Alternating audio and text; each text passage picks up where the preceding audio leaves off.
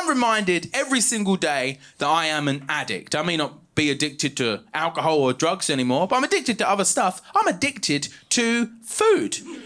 Get this, I eat every day. Sometimes first thing in the morning, you know, and... I mean, silly. What I mean is I abuse food in the way I used to abuse alcohol and drugs. I binge eat. I use it to control my feelings. I hide what I've been eating from my partner. I used to do that with empty vodka bottles and beer cans. I now do it with empty sweet wrappers and crisp packets. I wait until she's gone to bed. I have a little midnight feast. I then stuff all the wrappers into a backpack. You pick up the wrong bag in my living room. It looks like you're taking out Willy Wonka's recycling. I want to be clear, I don't do this because she would ever comment or pass judgment about how much I eat. The reason I hide it from her is I don't want to share. Get your own M&Ms, sweetie. The silly thing is, she does the exact same thing as me. She hides what she's eating. At any one point, we could be sat in separate rooms of the same flat, secretly eating biscuits we don't want to give the other person. And that, I think, is marriage. I think that's beautiful. Few other parallels of when I used to drink. When I drank every day. I used to get embarrassed going to the same shop 2 or 3 days in a row to buy booze. I was convinced the staff there were judging me. Or the staff in that off-licence saw me buy booze yesterday. If they see me buy booze today, they're going to think I'm an alcoholic. Here's a clue. If you're ever worried about that, you're an alcoholic. That's how that works. We disagree on what kind of glasses make someone look like a paedophile. We think pedo glasses are different glasses, guys. That's not good. The bad news for you is the pedos are wearing the wrong glasses up here, you know? That's not good, is it? Like, I mean, there's one thing that we agree on there, and that is all paedophiles have bad eyesight. That's actually that's a nationwide thing, you know. That's Land's End to John O'Groats. That's what happens when you spend too much time on computer. But... So I think paedophile glasses, to me... I'm just checking I'm not going to upset anyone. You're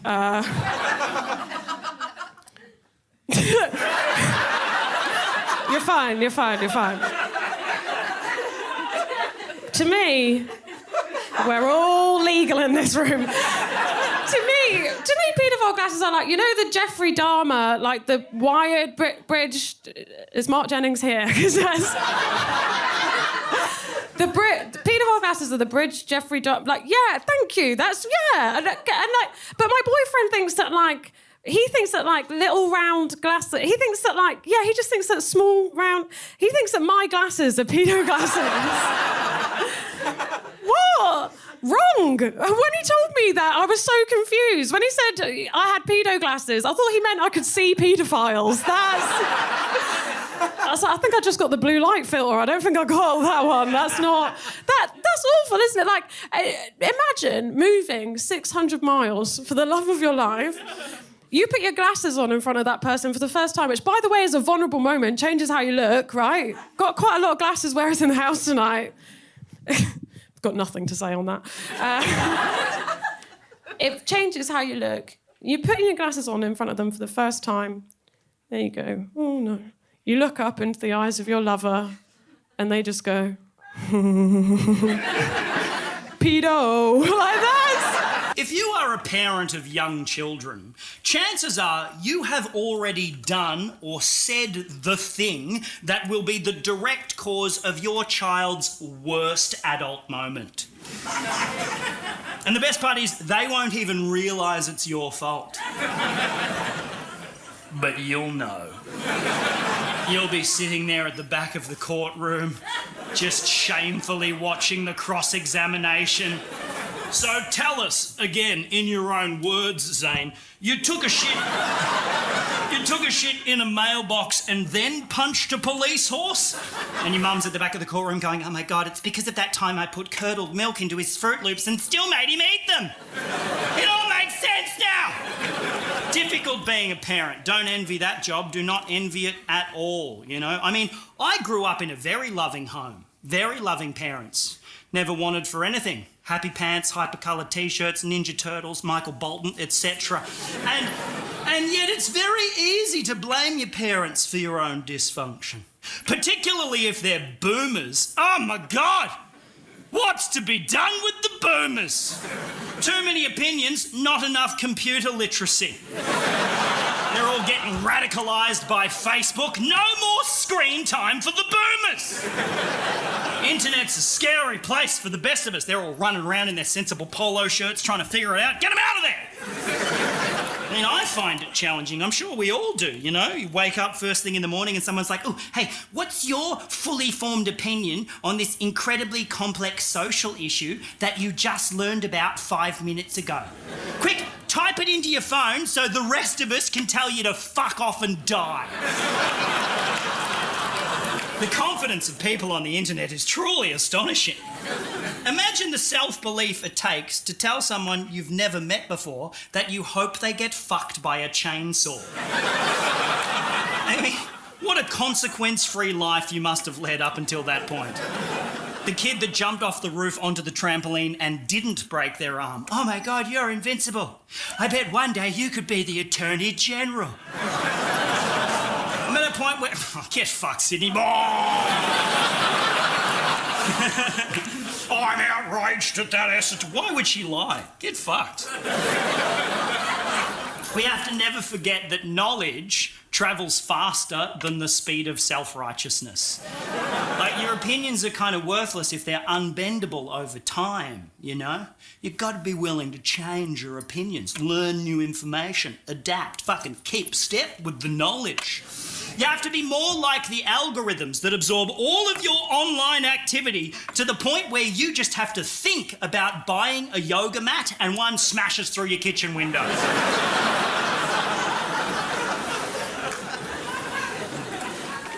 And if you're unhappy, you know, just fucking change.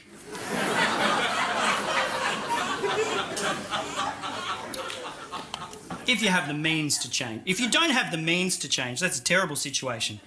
I feel awful for you, but you probably do. I mean, if you're here, you know, can afford to come and see this shit, you could probably change. Might be the hardest thing you've ever done. Might take ages. But please, for the love of God, if you're unhappy, fucking change. Because quite frankly, you being miserable is ruining it for the rest of us. Yelling at me in traffic because you married an arsehole, just end your marriage. You're killing the fucking vibe out here.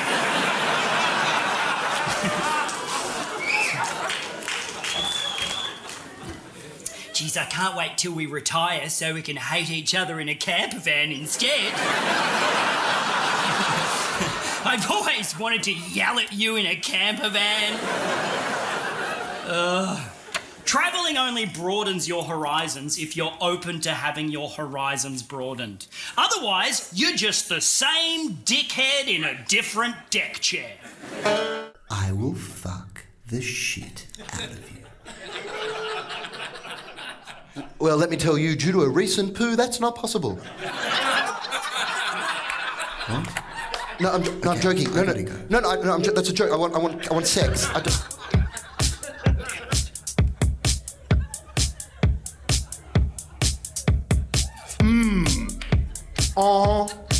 I drive a truck.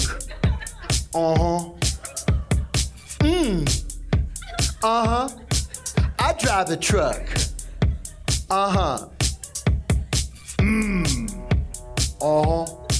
I drive a truck.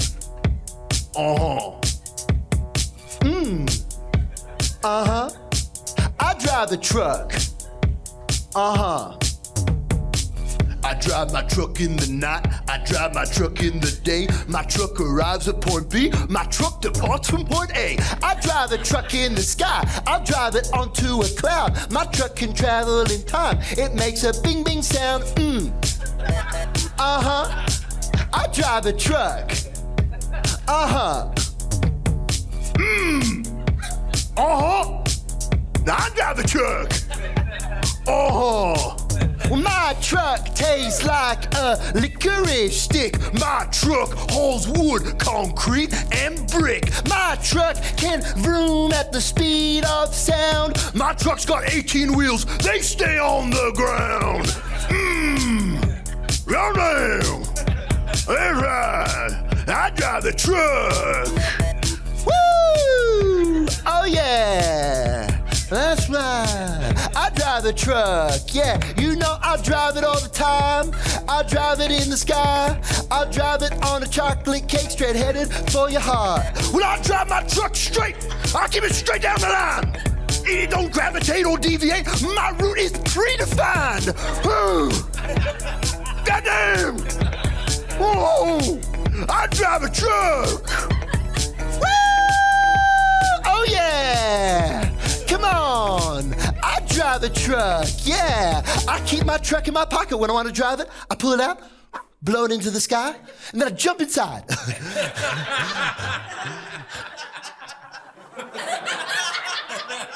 What the hell are you talking about?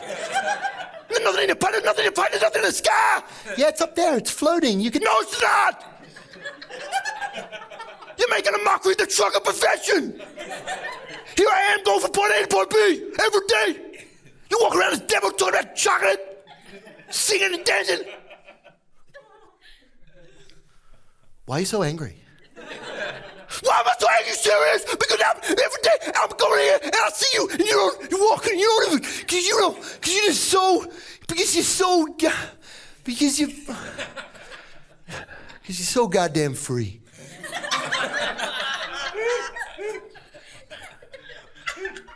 It's beautiful. Well, I think the way you care about the whole and real trucking is beautiful.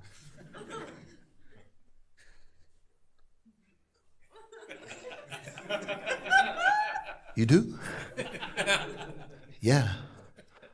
I think it's really beautiful.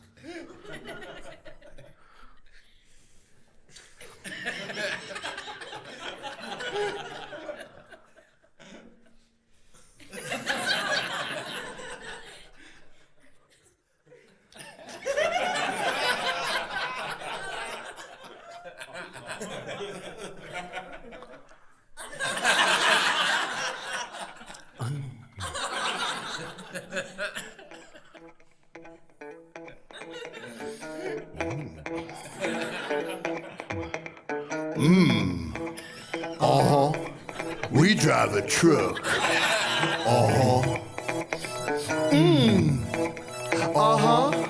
We drive the truck. We drive a truck. Hey, that's the truck song. That's good. So I was having a wank in Dubai.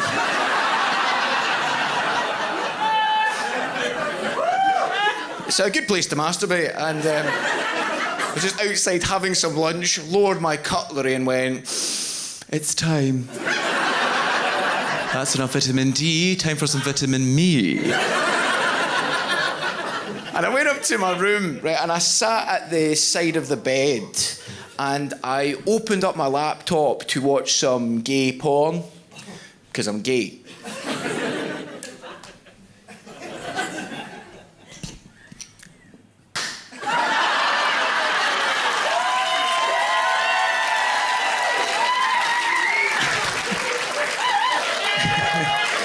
Oh, sorry, did that hit you, by the way? Oh, all right, oh, God, oh, that's how you catch it.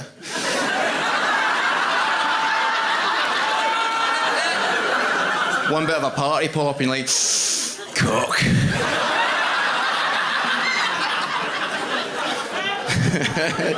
I was so worried that was not going to pop. I don't think there's anything sadder than when a party popper doesn't pop. You know when, like, the party popper pops, but the party stays inside? Put that down there. Okay, so I was trying to watch some Welcome to Homosexual Community, and you're nodding. Are you already a member? Rainbow socks. Yeah, look, all right. Yeah, so having your badge on your chest is such a straight person thing to do. Like, I love how you go for the socks as well as if someone going, hey, are you gay? Yeah, look at this.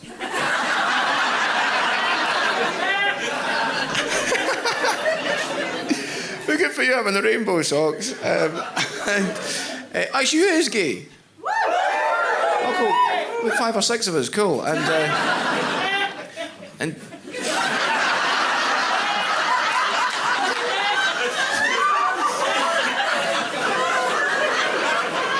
Are you human? all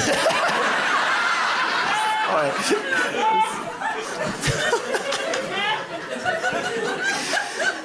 Can I borrow one of those socks? I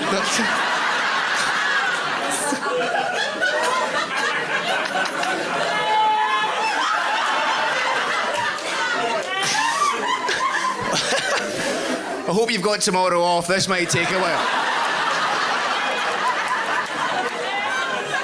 Right, so I opened up my laptop, tried to watch some of the gay porn because I'm gay, and I don't need to keep clarifying that. I don't think anybody will watch this and think, oh, he's straight, but he watches gay porn. Very progressive of you. Well done. But I was trying to watch some gay porn, but I couldn't because it was blocked. It's illegal to be gay in Dubai, right? Which is actually weird. There's gay bars in Dubai. Not gay bars, prisons. But since the gay porn was blocked, I had to watch some of the straight stuff. Long time listener, first time caller.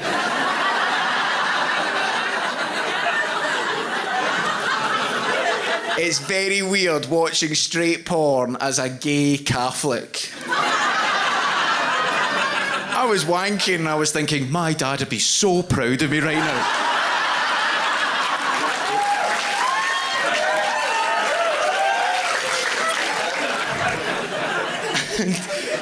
It's a weird thing though, because I actually don't blame people in Dubai for being homophobic because they've kind of been brainwashed into thinking that way. Like, because I used to be homophobic. I hated myself for ages because I got brought up as a Catholic and I thought homosexuality was wrong and evil. Now I just think it's naughty.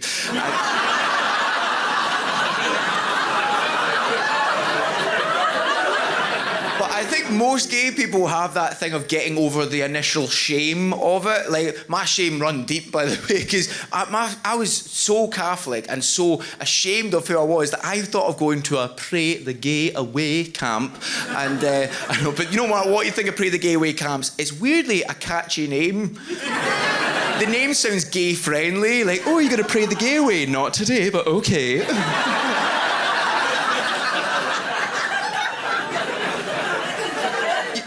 Thing of if something rhymes, people think it's true. I think if the word gay was a word that had no rhyme, there wouldn't be as many camps for it.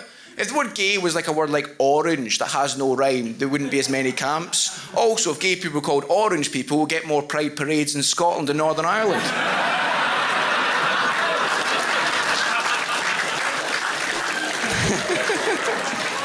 But Pray the Gay Away camps, they are so weird, man, right? And you can look this up when you go home, right? What they do is they measure you using a Kinsey scale, which is a scale of 1 to 6 of how gay you are.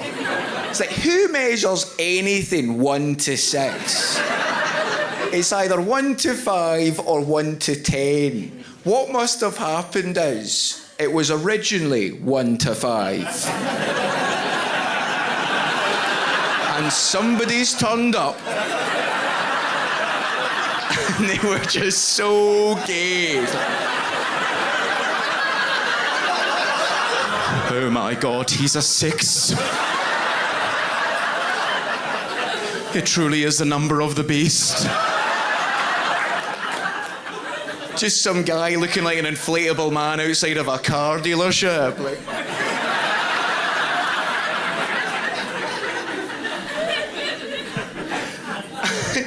I'm so glad I didn't go, obviously, but also I'm glad I didn't go because if I went and it worked, that'd be awful. Because coming out of the closet is quite difficult, but going back in, that must be a mission. I remember actually, see when I was, back when I was straight, loads of my mates used to call me a big poofter, and as soon as I came out as gay, they just stopped calling me it. I could not be straight again. I wouldn't be able to handle the homophobia.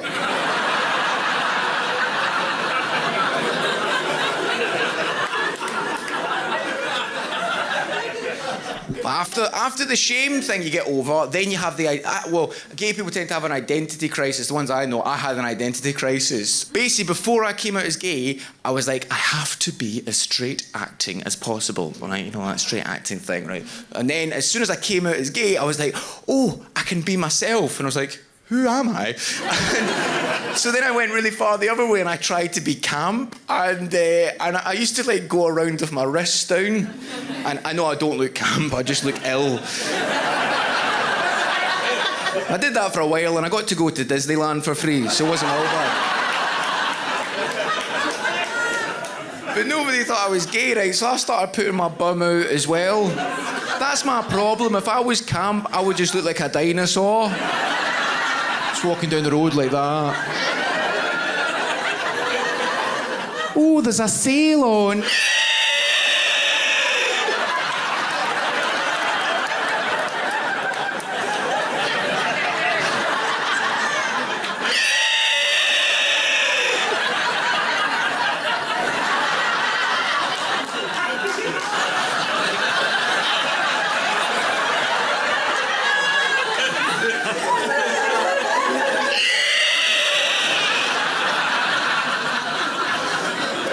Sorry, buddy. Sorry.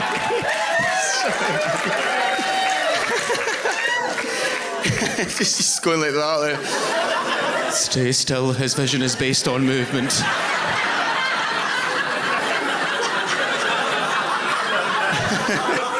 Are you okay? Okay, cool. Sorry. How was my flirting? Was that all right? Raised in an era where every TV show was based off taking a woman shopping and forcing her to have a makeover she didn't want. I just think I knew more than I did. Do we remember this amazing era? It was the era when any woman, no matter how broken she was, could have everything fixed by one trip to River Island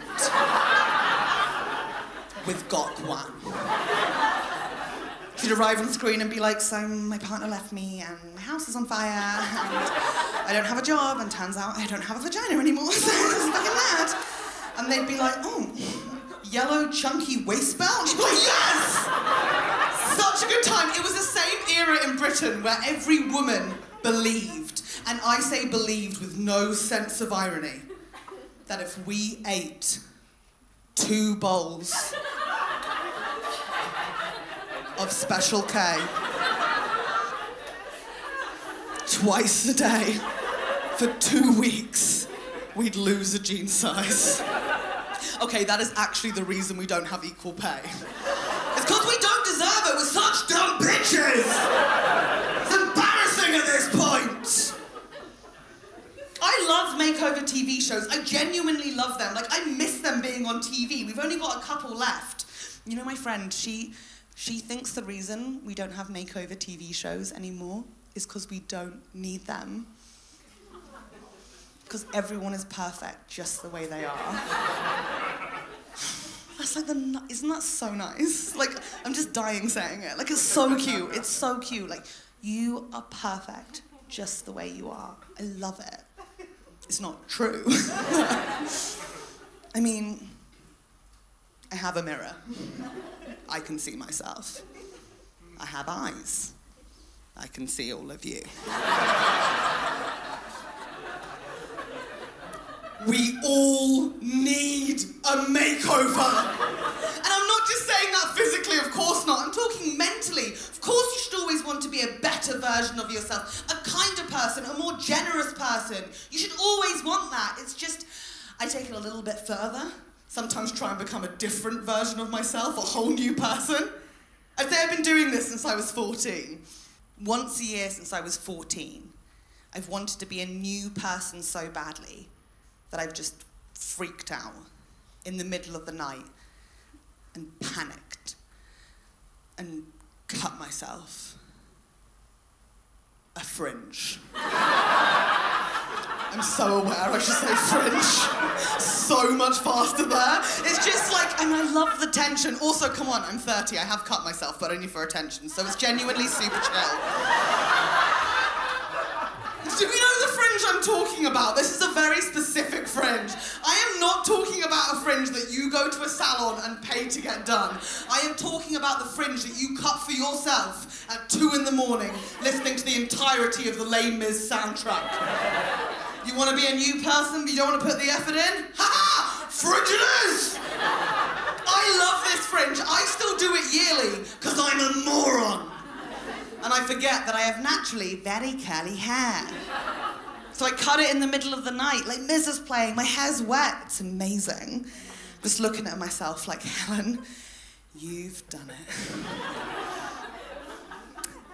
But inevitably, Les Mis ends.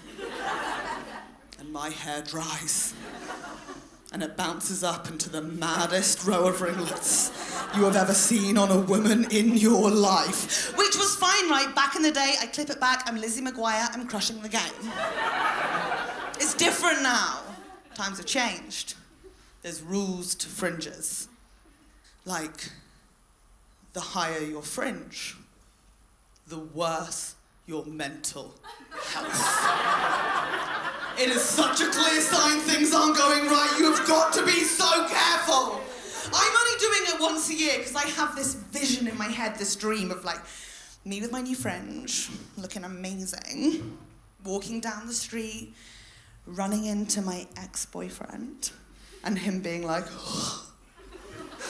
who's the angel with the fringe? And I'm just like, ha! It's me! It's Helen! Love me! How amazing! I should make it clear that is literally never gonna happen. Like, ever. This is always a bit tricky to say, but when I say ex, I am referring to a guy that I refer to as an ex. But he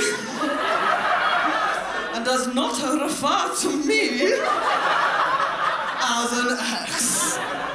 He refers to me as someone who just hung around him a lot for a long time. But I'm like, well, I was in love and I got my heart broken, so I'm counting it as a relationship. Thank you. We've all had that relationship, right? When you were like, we're in love. You just missed it.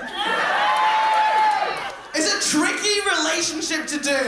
I was in one of these relationships for so long and I was just walking around to my friends like, you can't meet him, but it's super serious. It's a relationship. Some of you might call that lying. Yeah, lying. I'm a liar, okay, I'm a liar. But I'm damn good at it. I'm a good liar. And do you know why I'm a good liar? Because I learned from the best. Because my mum, such a good liar. My mum's incredible at lying, incredible. I do want to go into my mum. I just want to check and see if anyone's got a similar mum to me in. I've got a very classic British mum where if I have a headache, she'll have a brain tumour. Always going to be one step ahead with her dramas. My mum's amazing. She only lies to protect herself, which I think is important. She just takes it that one step further. In 1997, my mum did the best lie. Now, do you guys remember 97? It was like the best year ever. Like, Diana died, Titanic came out, it was incredible. Also, do you know that some people think those two events aren't related? In 97, my mum found herself in that classic situation where all of her friends got together to go and see the film Titanic, and they didn't invite her. Which sucks, right? Like, it's awful, that feeling of being left out the group, but it happens to all of us, and then usually you move on. But what was awful was the following Monday, my mum was with all of them at the school gate, and they were all talking about the film and how amazing it was, how much fun they had. And then one of them, Rosemary, don't even get me started. She was like, oh, God, oh, we're so wicked. We didn't invite you. Did we, Anne? My mum won't be embarrassed. Lord, no.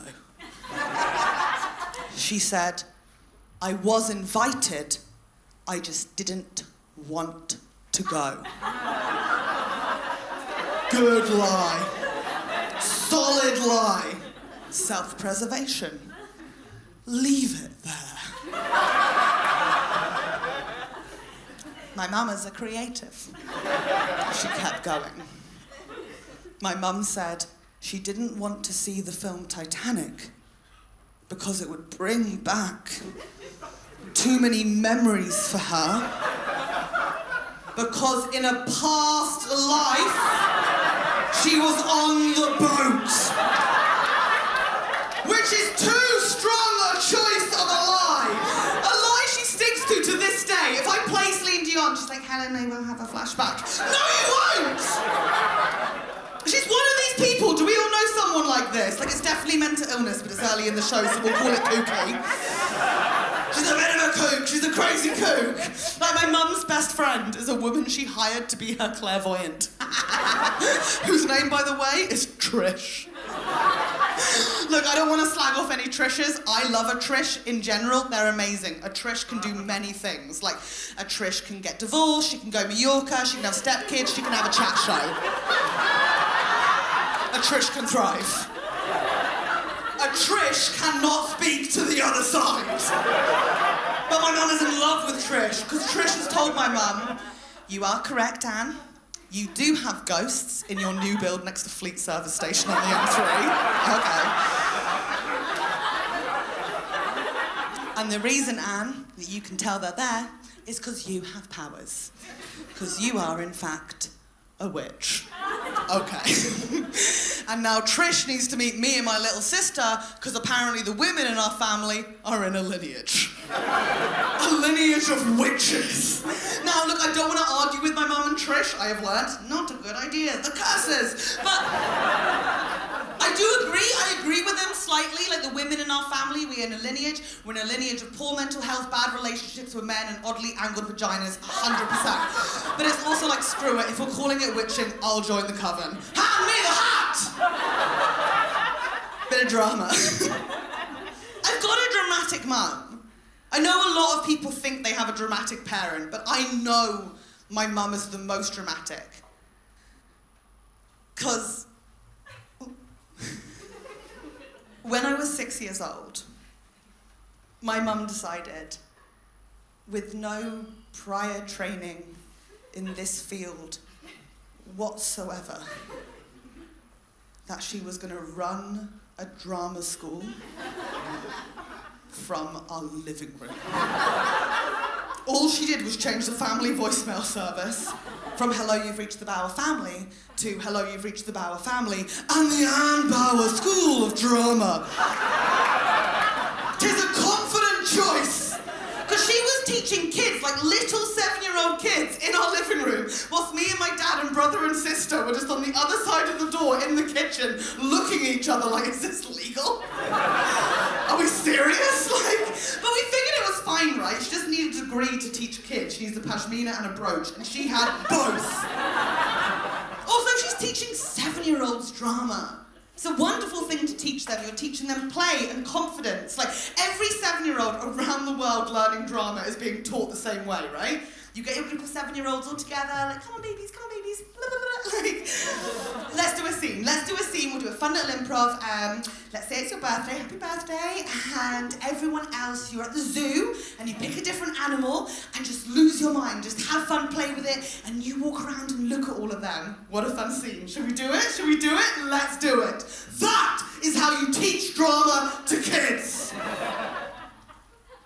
My mum was teaching it more as a sort of therapy for herself. Because she'd get her 7-year-old, just one at a time, and be like, okay, sweetheart, come on, Layla. Let's do a scene.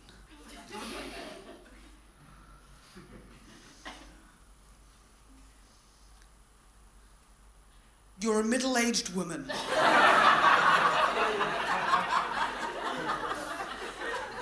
Somewhere in northeast Hampshire, let's say Fleet. Your family does not understand you. Your husband is emotionally unavailable!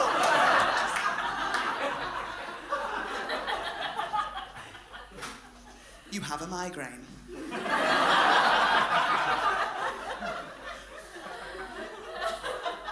Play out the scene. How, right? How would a 7-year-old play out that scene? The answer is I did, and I did it very well. I was in the drama school. Obviously, I was in the drama school. Not my brother and sister, just me. 3 nights a week in my living room. My mum taught me everything. Like, the first boy I ever fancied was in the Bauer School of Drama. My mum found out I fancied him, and she was like, "Oh my god, amazing! Let's do a couple sex scene, Helen." And I was like, "Oh my god, okay, why not? Let's give it a go." And then she played the woman, and I watched to learn. If we had an argument at home, she would make me improv it in class the next day for everyone else. I played ungrateful, secret-eating daughter so many times. I believe it's called method acting. Yeah, I was method! The weirdest thing she taught me?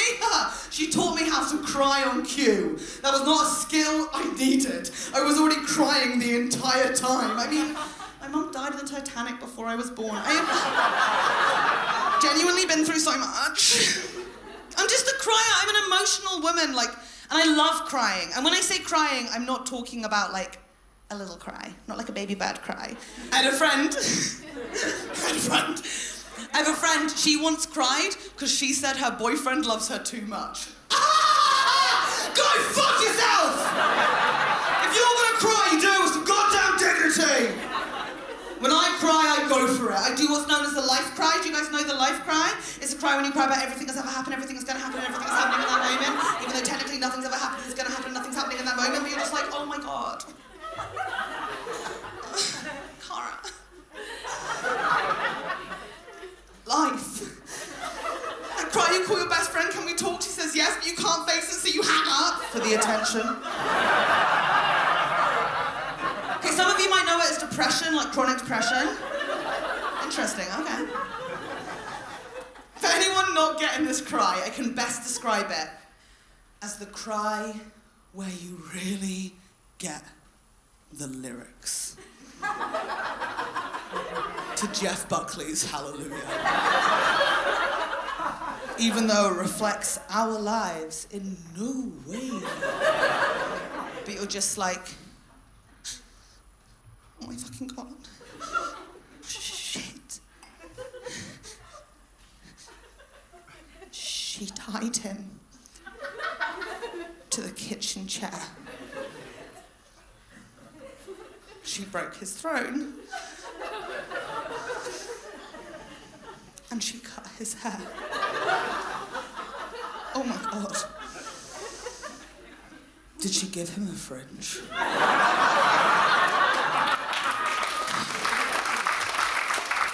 We should probably talk about mental health, Somebody's got to. I got it up to the eyeballs. I had a breakdown recently. I had to take myself to the doctor. I was like, Doc, you've got to help me, it's getting too much. I can't tell the difference between Channel 4+1 and Channel 5 anymore. You've got to do something. She gave me the once over and she goes, you've got OCD. It's giving OCD is what she said. Do you know about OCD? OCD, if you don't know, it's when you sort of like tidy up too much because you think it'll make your dad come home. Okay, couple of hands to foreheads for that gag. I'm afraid if that's your threshold for upset, you're in for an extremely fucking tedious hour. You don't have to worry about it though. That was all right. That was just a joke about my dad. My dad was around when I was a kid. I just only got to see him on weekends. My parents weren't split up. I was just busy. The doctor also told me I got something called body dysmorphia, which is when you're like fit but humble about it.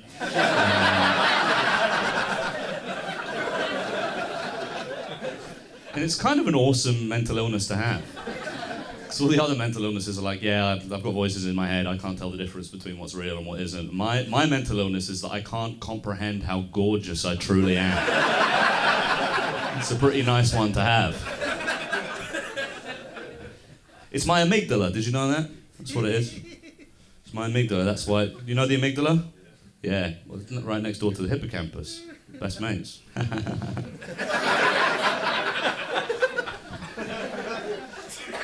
Well, the amygdala, it's the slice of your brain that processes complex emotions, right? And they did a scan of loads of people like me, and everyone's amygdala's too big, and they think that's why we're like that.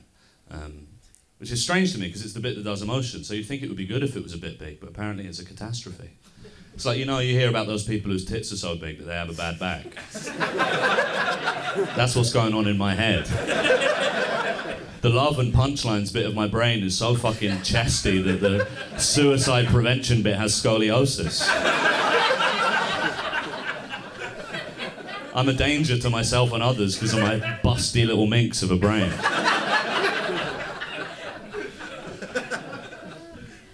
Sometimes, if you ever do material about mental illness or whatever, sometimes people come up to you after the show and they're like, oh, are you okay? Is that... Which is crazy to me. It's like watching a Batman film and going, oh, I hope Gotham's all right. It's not real. It's real, man. And it's going to get increasingly real for you. I've been trying to fix myself. I've been teaching myself therapy speak on Duolingo. I'm not fluent. I know just about enough to gaslight a waiter. They're demanding I pay the bill. I'm staring at my phone going, I don't owe anyone anything.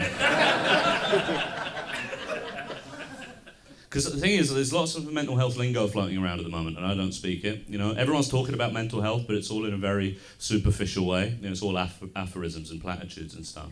You know what I'm talking about? Like, it's okay not to be okay. Talk to someone. Everyone's fucking desperate for me to talk to someone until I'm like, can I talk to you? And they're like, fuck off. No, obviously not.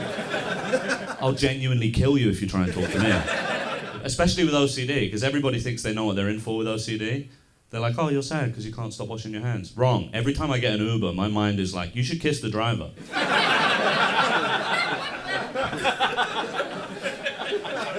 Why don't you lean forward and tenderly kiss the Uber driver? Why don't you search his mouth like an anteater? I don't think I want to do that. Yeah. I've got a bright idea. Why don't you flick your lit cigarette into that busker's guitar case? Yeah, I could do, yeah. I heard an amazing piece of superficial mental health speak recently. It was amazing. I went to one of those group therapy sessions because if you don't know, if you want to get your mental health, if you want to get mental health treatment on the National Health Service, that's actually not allowed. So what they do if you're in genuine need of therapy is they go into the waiting room and they scoop you all up in a big net and they make you do it in a group. It's kind of like the Actors Round Table for schizophrenics. And I went to one of these group therapy sessions and the guy next to me told us all that he was in suicide recovery. Isn't that amazing? I was like, oh. Famously hard to recover from, I thought.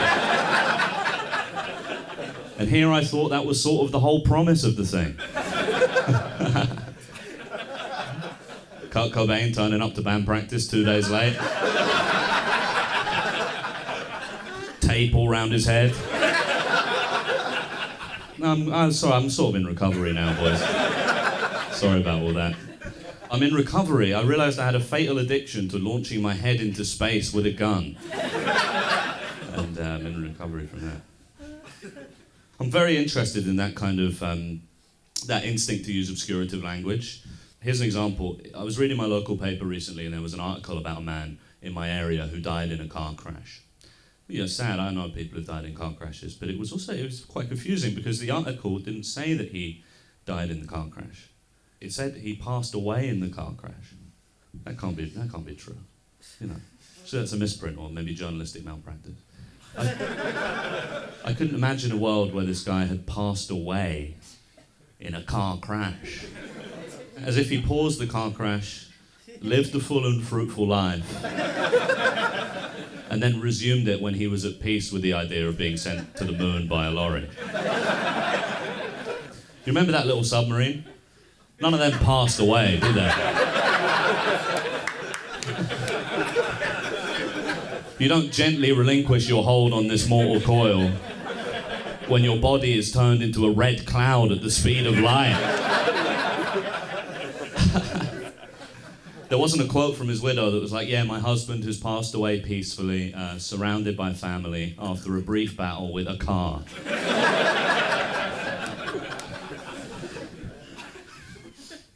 But I understand the importance of language like that, you know, the function of it. It's important to lie to yourself sometimes. I do it all the time, especially with regards to my health, you know. I'll have 15 pints a night for 8 months in a row and then be like, I think I have long COVID. Something's going on with me, you know. I'm cutting about going, yeah, I think the reason I am how I am is because nobody ever taught me how to put myself first. And it's like, no, the vapes are full of lead. That's why. I'm like, actually, my brain holds too many emotions. No, I've been taking 1,000 puffs on a lead-filled pipe every day for 10 years. A lead pipe. I've been smoking the shit that killed Colonel Mustard. 10 years, and that's why I'm like wondering why I'm fucking mentally ill. Hey, speaking of psychosis, have you ever noticed how the plots of all the Disney Pixar movies are very similar to textbook psychosis delusions? I reckon they got a guy in the Pixar writer's room who's fucking tapped in the head, but he can't quit because his ideas for kids' films are all bangers. Like, they're all in the canteen having some lunch, throwing ideas around. It's all dog shit, but they get to him and he's like, oh, I can't eat this meal. I think a rat cooked this.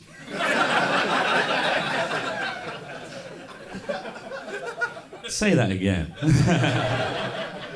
Coming into the office all sad. Yeah, I think my wife's cheating on me with a bee.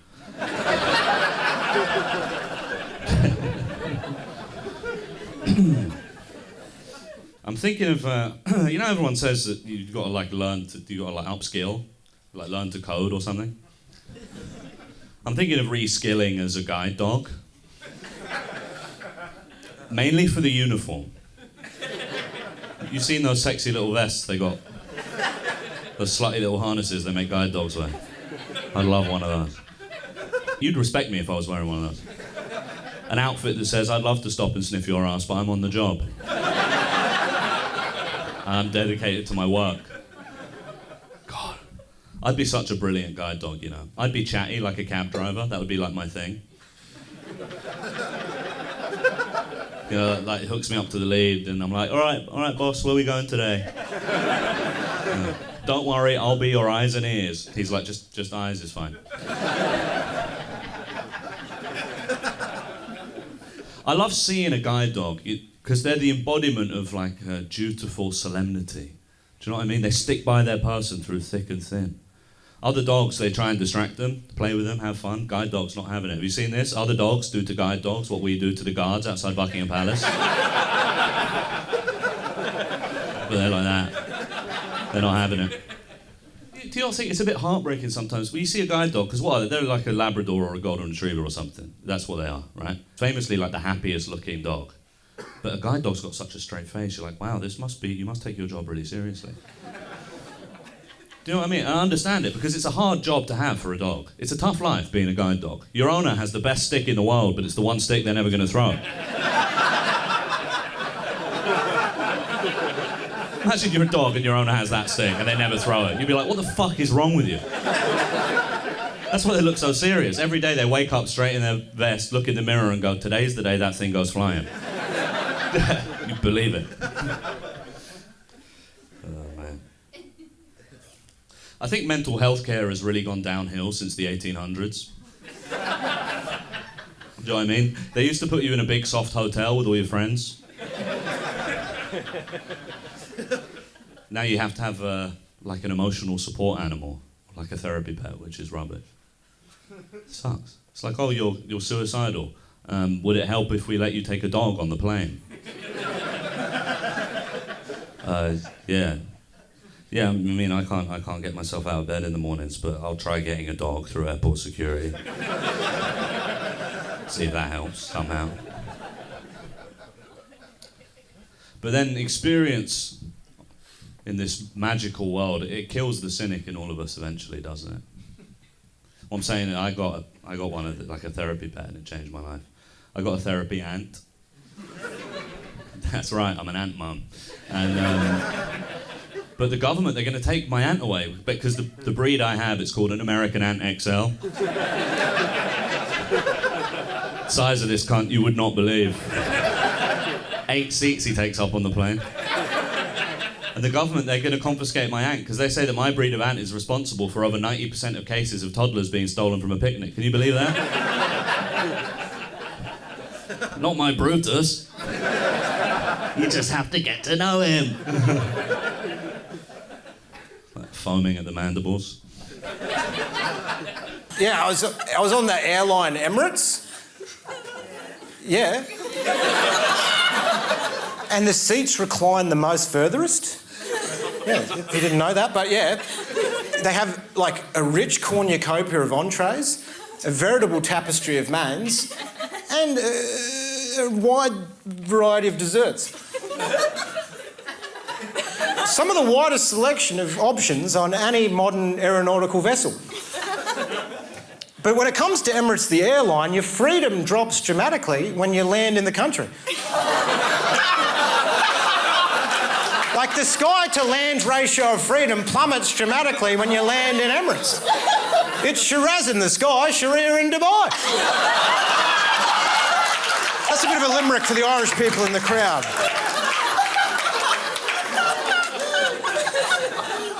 Jetstar's the opposite. They're trying to weigh your bag, you're hiding behind a pillar like Anne Frank.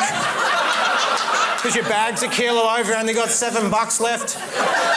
You try and take Pringles off the tray, she's trying to cut your fucking hand off, you piece of shit.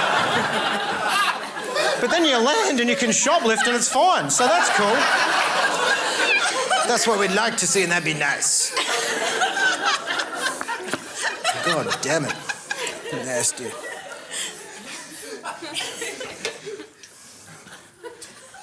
Oh, guys.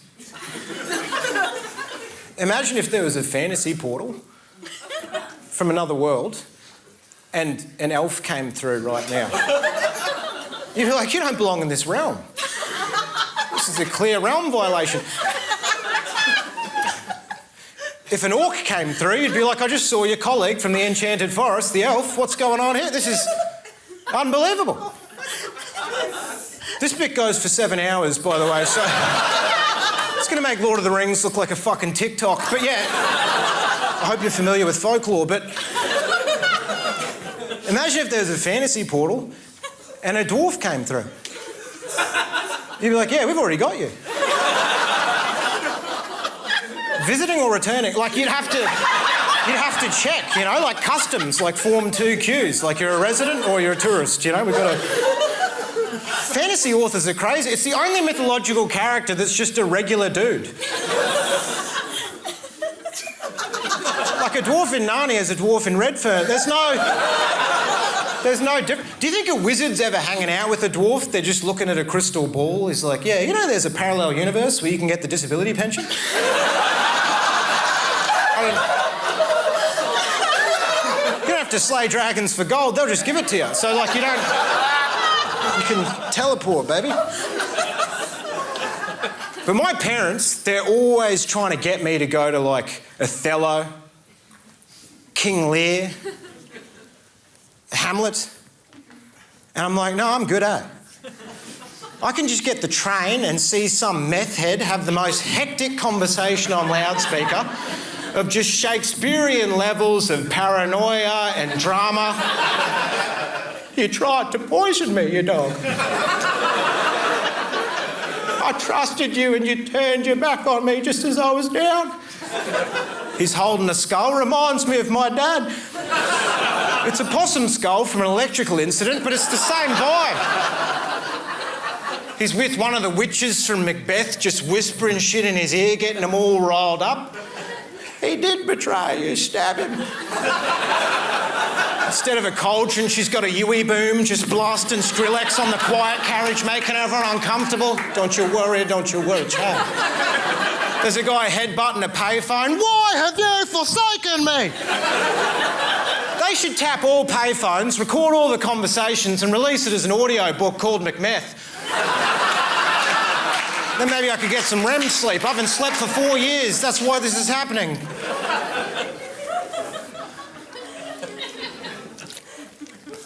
They come up to you out of the street, these characters. Slings and arrows of misfortune, nangs and durries cost a fortune. Meth heads are like bridge trolls because they speak in riddles and block your path.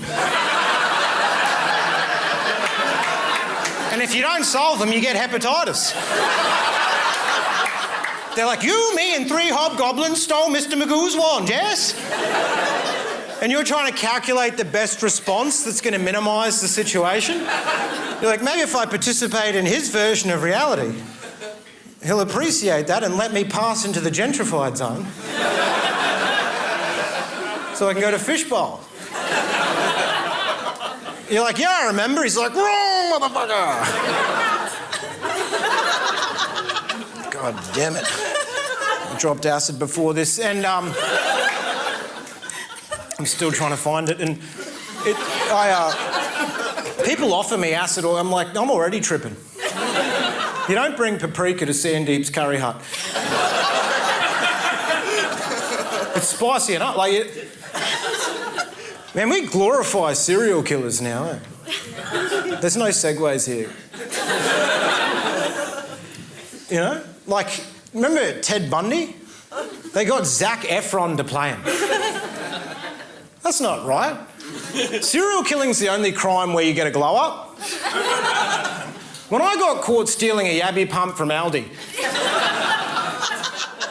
they just released the CCTV footage. They didn't hire Chris Hemsworth to reenact it.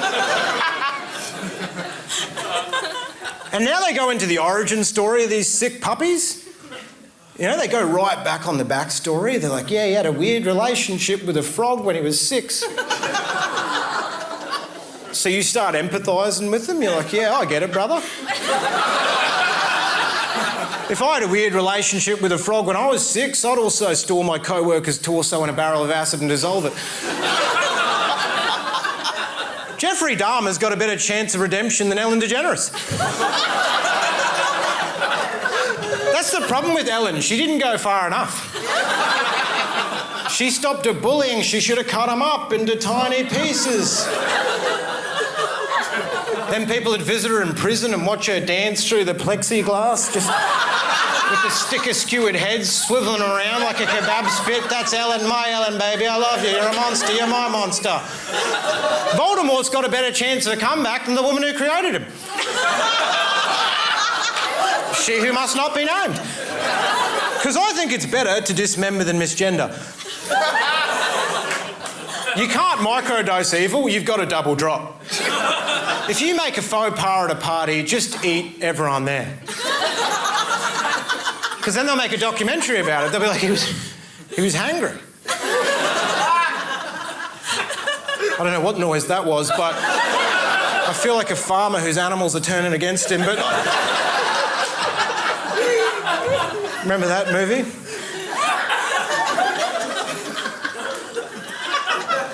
But you know President Zelensky? I love this guy. I'd love to have a fling with Zeleng. Because of the way he looks. My friends call me Finocchio because the more I lie about being gay, the harder my dick gets. I'm like, I like pussy, boy. That was as hard to do as it was to listen to. That's a free trade agreement, we call it. But he's at peak hero, Zelensky. Like, it can only go down from there. One mistake. You know, when you're at peak hero, like, he'll be rude to a waiter. Someone will film it, it'll be like, bye-bye, Zelensky, bye now. Meanwhile, Putin will get diagnosed with ADHD, and we'll be like, that's why he did it, I guess. One of the symptoms is an ex in Crimea now he'll release a book, Mein Kampf, My Struggle with Focus. How I conquered the Ukraine and my ADHD. It'll be a...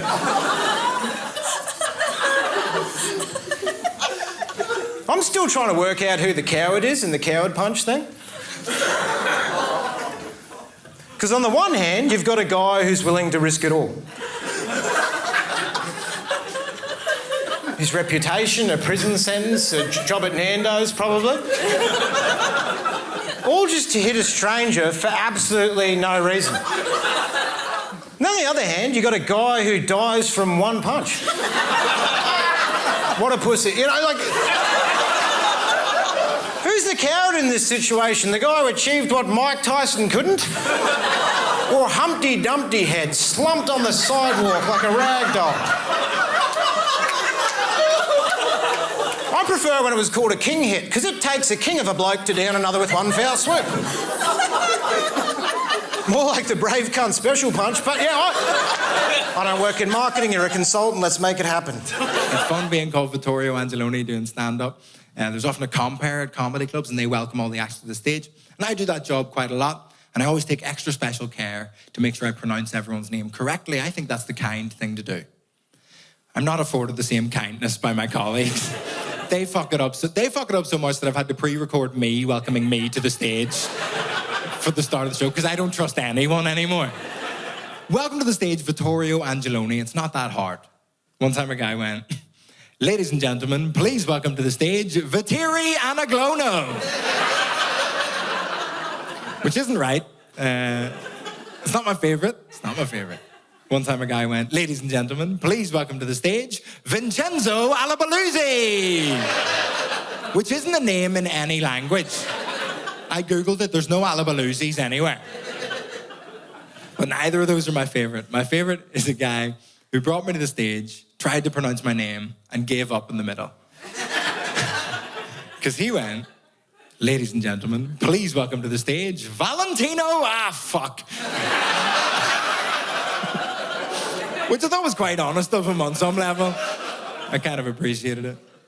I didn't get called Vittorio growing up in primary school. Belfast's a very good place for nicknames. I had a nickname in primary school because in primary school, I had a lot of struggles with anxiety attacks. Do you know what they called me? Panicking Skywalker.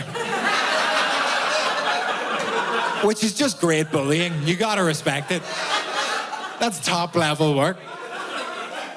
It's actually only the third worst nickname I've ever heard from Belfast. Number 2, there was a guy in my class called Donal. And do you know when you were younger and your mum used to cut your hair? Not a lot of poor people in, don't worry about it, that's fine. Basically, Donal's mum was doing the buzzer up the back and she accidentally went too high. So she had to give him a full skinhead, like bald. Do you know what we called him for 10 years? Shmuel. You know, like out of the boy in the striped pajamas. That's a bit much for some people in the audience. My primary school was fine with it. Even the teachers in the register were like, "Shmuel, here, okay, he's fine."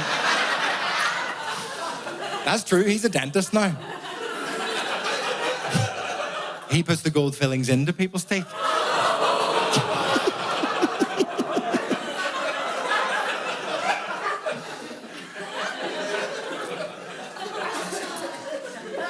If you're upset about that joke, I think you're right. I think it's good that you're upset. That's probably a good thing that you're upset. It is funny that you're upset. Because it is number 2 on the list. Number 1's my dad. The worst nickname I've ever heard is my dad. My dad grew up in Belfast, but he is Italian. Do you know what my dad got called in primary school? My dad got called the N-word because he was the darkest person anyone had ever seen. I don't know if you can tell by my face, but he's a white man. Puts my dad in a very strange situation, though, because he got called the N-word for a long portion of his life. So he thinks he can say it. He's like, "I'm reclaiming it. I don't think you are, Dad."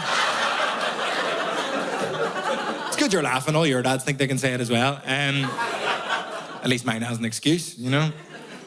No, my dad doesn't think he can say the N-word anymore. It's like my dad's listening to hip-hop, like, "She take my money." I ain't saying she a gold digger, but she ain't messing. No, my dad doesn't like hip-hop. I like hip-hop. We have arguments sometimes, me and my dad, but I think he's starting to win the argument because hip-hop confuses me. Every hip-hop song now just seems to have a voicemail in the middle of it. Right in the middle of the song. It'll just be like, "Hi, Kendrick, it's your mom. Just leaving you this message to say, keep striving for greatness and always believe." Where's Kendrick Lamar getting all these inspirational voicemails from? You know, if I put my voicemail in a song, do you know what it would sound like?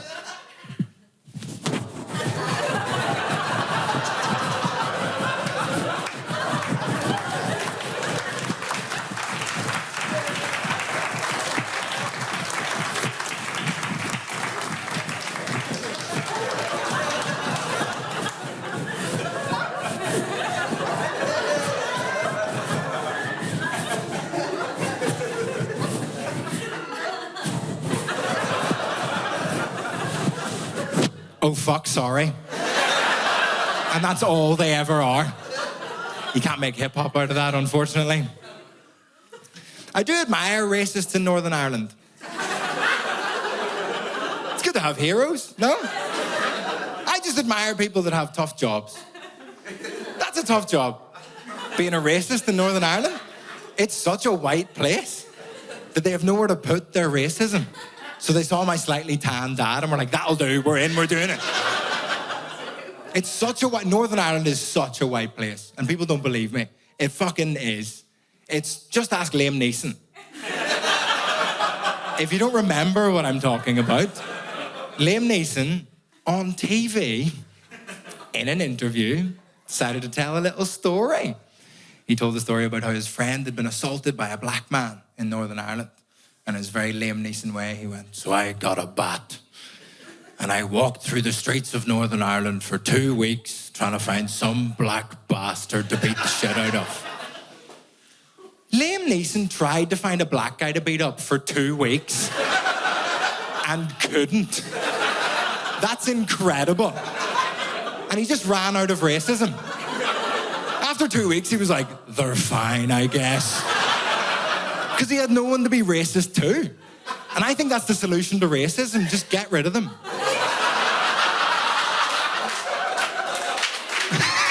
No, you can't clap that, actually. Please don't.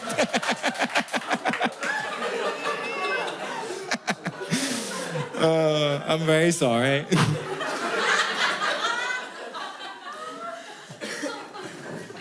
I'll move on. The next character we're meeting in the play is a character called Jimmy.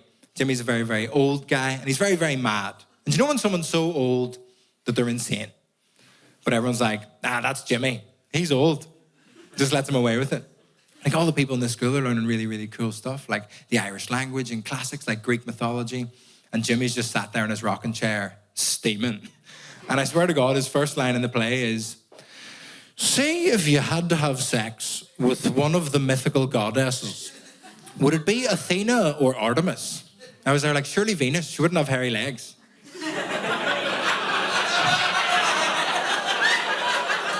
No, that's a joke and a half, actually. And you can fuck off. That's the best joke in the show. That's an award-nominated joke. How dare you not laugh at that? This is on camera. Go fuck yourselves. Your design... Fuck you, actually. I'm unhappy. We're using the Late Show. Fuck you.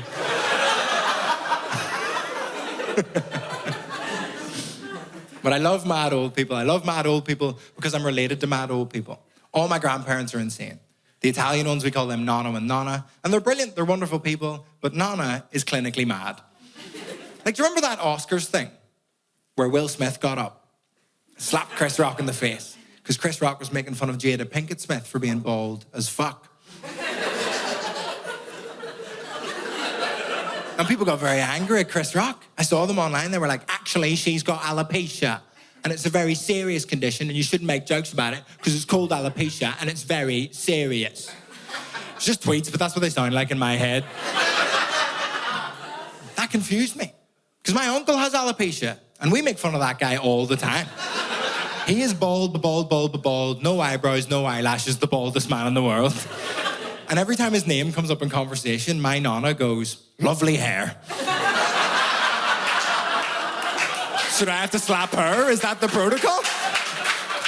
She's 89 years old. Like, keep my uncle's name out your fucking mouth.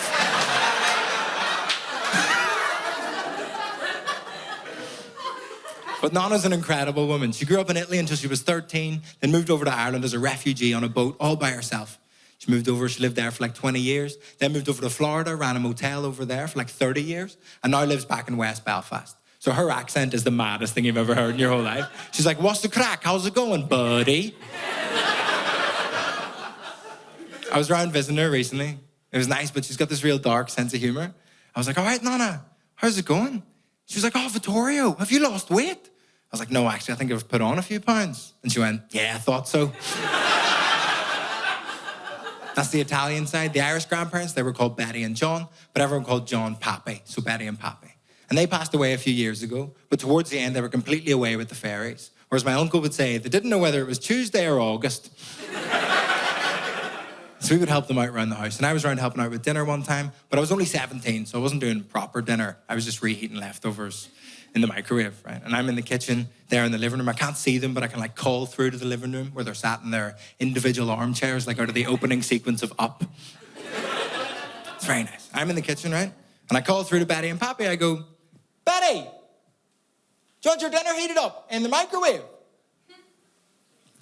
And there's no answer. I was like, she's pretty old. She probably just didn't hear me. I'll call through again a little bit louder. It'll be grand. Betty, do you want your dinner heated up in the microwave?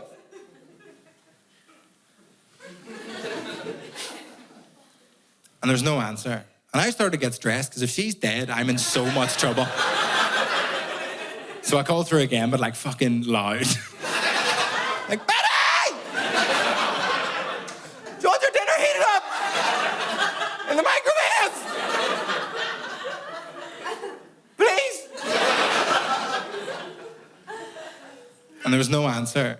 But all I heard from the living room was Pappy go, woman, do you want your food in the computer?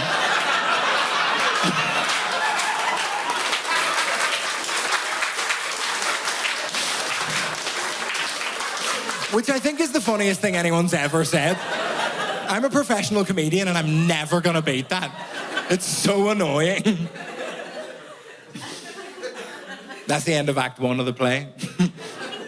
Act 2, we meet a character called Owen. Owen's a character I relate to a lot in the play, because Owen's an Irish character, but he moved away to England, and now he's back in his own hometown, but he feels like a bit of an outsider in his own hometown just because he's moved away. He feels like people treat him a little bit differently. And I grew up in Belfast, moved over to London, and sometimes when I'm back in Belfast, I feel like people don't treat me the same. I feel like it's very strange, it's very confusing. It's less confusing for Owen, because he moved away to join the British Army. And then he brought them back with him to his own hometown. And he's there like, why is everyone being mean to me? I'll give you one guess, Owen. But Owen brings all these English characters over. It's because they're doing an ordnance survey. They're renaming all the place names from the original Irish into English. And all the Irish characters in the play, they only speak Irish. And all the English characters, they only speak English. And Owen's one of the only characters that speaks both. All the actors on stage are speaking English the whole time, because otherwise you couldn't put it on anywhere. But it's very cleverly written, so you always know who's understanding who and who needs to be translated. Hence the play is called Translations. And the Irish language, English language thing, it's a very big thing in the play. It's quite a big thing in the show. And I need to tell you a little story about a woman in the front row at Vauxhall Comedy Club when I did a work in progress of this show in London. A woman in the front row, about 35 minutes in, so a good bit further into the show, a woman in the front row of Vauxhall Comedy Club kind of went,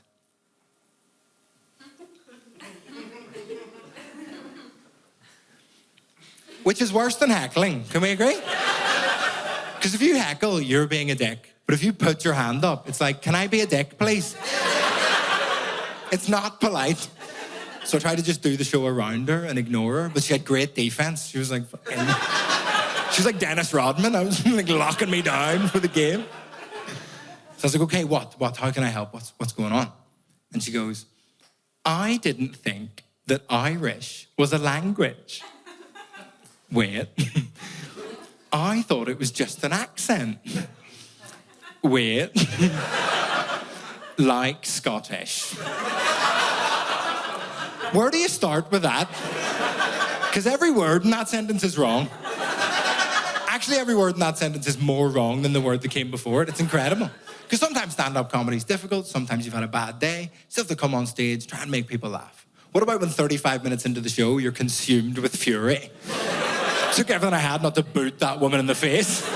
The spirit of Eric Cantona was just like in me. I was like, you fucking... No. So if you didn't know that Irish is a language, thank you for coming. It is. And if you already knew that, I'm sorry we had to take that little detour. We're only as fast as our slowest audience member. So Owen brings all these English characters over, and it's a lot of the Irish characters' very first time meeting English people. And do we have English people in?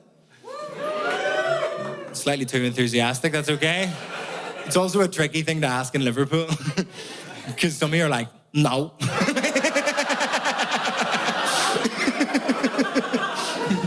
I've seen your stupid little t-shirts. I get it. It's fine. So if you want to identify as English for the rest of the show, if you don't, that's fine. Whatever.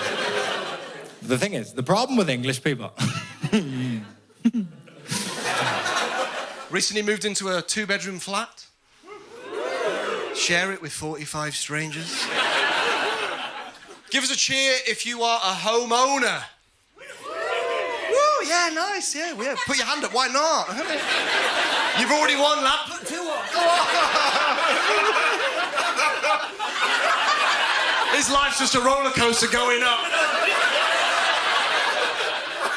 Nice one, Shagger. I'm so happy for you. Nice.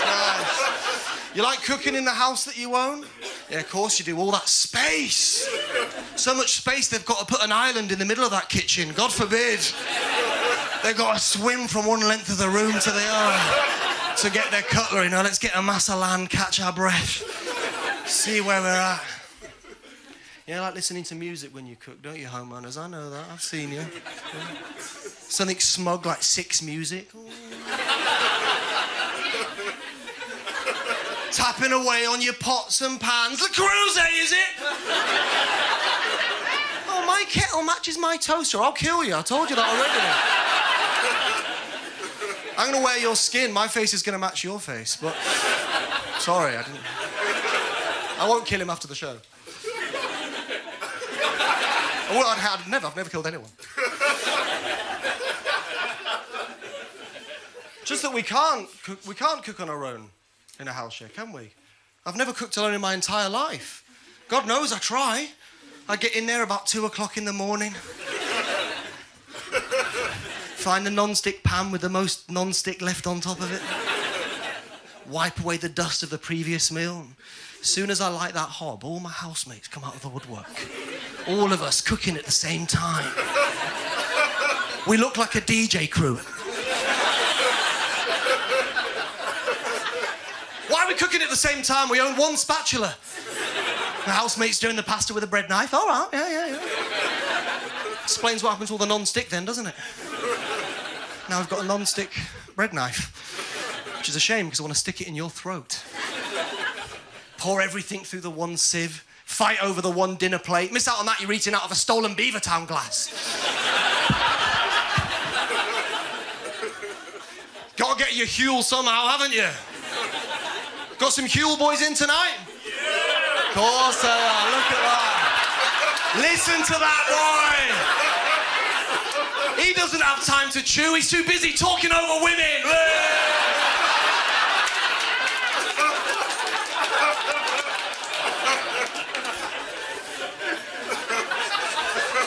You got the Huel t-shirt? Oh yeah, big time. Left it at home. You left it at home? Such a shame. What kind of man is wearing a Huel t-shirt? You know the way like venomous animals are brightly coloured?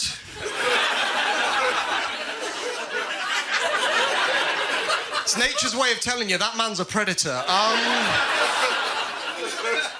Huel regret giving him your number. No, but it's Do you know what we do in a house share when we finish cooking? You might not remember this, homeowners. When we finish cooking, we all go to our bedrooms. And we eat alone. Like prisoners. Not regular prisoners, no. They're socialising. They're in the canteen, those boys, no. No, we are the sex offenders wing. We are household full of nonces. Eating scrambled eggs in bed. Police found a terabyte of Jamie Oliver recipes. I thought they were 18-minute meals. Yeah, there will be jokes, piggies. You just got to sniff them out. You really do. Not only do we cook at the same time, one of my housemates has started stealing my food. Terrible, isn't it? David is the man's name. Hated him the moment I met him. Describes himself as a slow burner, which is how I'd kill him, let me tell you. The reason he steals my food is because he grew up in a commune. You know, so like he was, like raised, like incorrectly. Takes a village. No, it takes 1 or 2 parents, you hippie.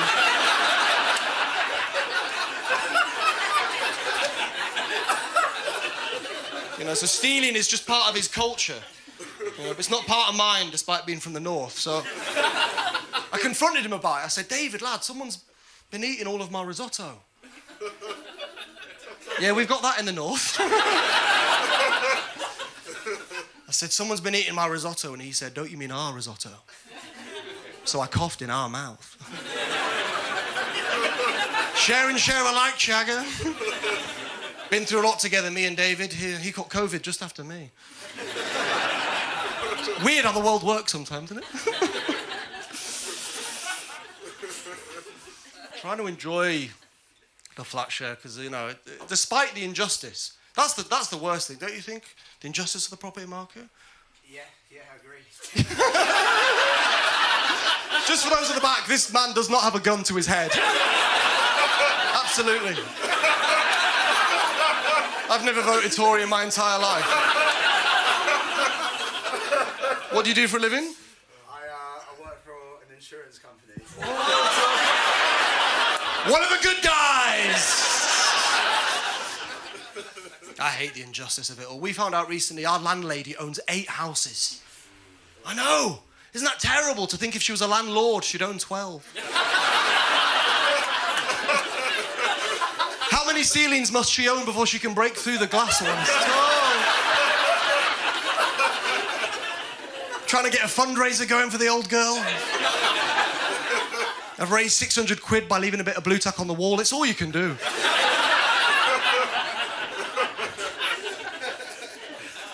I am trying to enjoy it, but I don't work in insurance, so, you know, I realise I'll live there for a long time. Because I do this. In one of the most expensive cities in the world. I've done the maths. I'll probably die in that flat share. Sounds depressing, doesn't it? But it's not. I'm looking forward to them lot cleaning up after me. And they'll be bitching about it on the WhatsApp group. Excuse me, guys. I'm not sure who left the corpse in the living room. I'm gonna buy a gun, shoot myself, and put it on Splitwise. I swear to God! Why do we have WhatsApp groups for the people we live with? Do you know what I mean? Like, the house is the group. We don't need to text. Walls are so thin, every time I sneeze, I hear someone typing out "bless you" in the next room. Thin walls in our flat. So believe you me, the winters are freezing. We don't turn on the heating because we don't want each other to be happy. Luckily for me, I've got a Lenovo laptop from 2012. So 3 tabs on Google Chrome, my neighbours are sweating. I open Zoom, the whole street's on holiday. Bloody hell! Tenerife's are calling.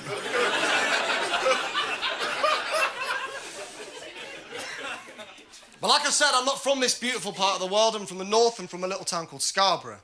And, yeah, thank you. Yeah, one person. Been to Barbados? What did you do there? Drink. Not alcohol, we just don't have teeth up there. A Huel gal, that's nice to hear. That's nice. Well, it's nice, Scarborough. It's, how would I describe Scarborough? It's a little seaside town in the north of England. And when I grew up in Scarborough, I was always desperate to leave it. And I wanted to move on to bigger and better things. And then as soon as I left, I realised what an incredible town it is. And I was proud of it. And I always wanted to do Scarborough proud. I always thought if I ever make it in this town, when people think Scarborough, they'll think funny, they'll think Paddy Young. It sounds right. Sounds like the way things were going for me until New Year's Eve last year, just as the fireworks were about to go off. Does anyone remember what happened? A walrus, yeah. It was the first time a walrus had ever been seen on the Yorkshire coast. It was incredible. So we all got a bit closer to the walrus, then the walrus got a bit closer to us, then we got a little bit closer, and then the walrus started masturbating. Did you know that walruses masturbated? I didn't, no. No. Little bit defensive, if you ask me. No. Shutting all the tabs in his pocket. Oh my fucking God. Shut down the subreddit, boys. He's got us.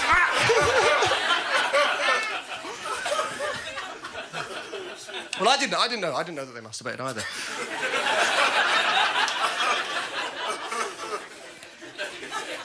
I didn't know they masturbated, but they're not normally in Scarborough either, so I don't know if this guy's just a bit of a Jack the Lad, turns up, wanks where he wants, goes home. Incredible. They cancelled the fireworks, he brought his own, my God. The line from the council was, they stopped the fireworks because they didn't want to cause the walrus any more stress. Now, I'm not an expert on walruses or stress. He looked fairly relaxed to me. He looked like he was about to have the nap of his life. The whole town enjoyed it. It was great. The elderly, the kids, we all learned something. It's a great evening. But in the wake of it, this walrus has become a bit of a viral sensation. People have enjoyed the video across the world. If you Google Scarborough funny, it's not Paddy Young. It's that fat, juicy cock. Lolloping about on our shore. It's so unfair. Like, look, I was a teenage boy in Scarborough. Like, do you realise how many wanks I must have had up there? Like, millions, probably. Never even made it in the Yorkshire Press. He's on the front page of the Guardian. I was keeping that water salty way before he crawled out of there.